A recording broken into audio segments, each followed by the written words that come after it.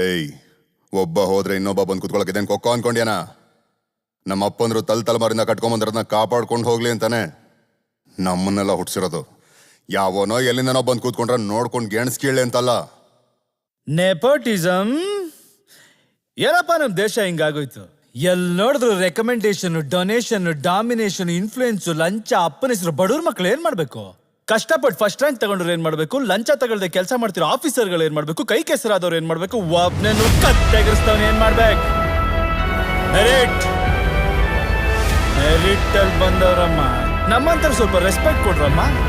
ನಿಮ್ಮ ಅಪ್ತಿರು ಎಲ್ಲ ಸಖತ್ತಾಗಿ ಮಾಡಿದ್ದಾರೆ, ಆದ್ರೆ ಒಂದ್ ಮಿಸ್ಟೇಕ್ ಮಾಡ್ಬಿಟ್ಟು ನಿಮ್ಮನ್ನೆಲ್ಲ ನನ್ನ ಕಾಲದಲ್ಲಿ ಹುಟ್ಟಿಸ್ಬಿಟ್ರು. ನಾನು ಆಳ್ತಾ ಇರ್ತೀನಿ, ನಾನು ನೋಡ್ಕೊಂಡು ಕೆಣಿಸ್ಕಿಳ್ತಾರ.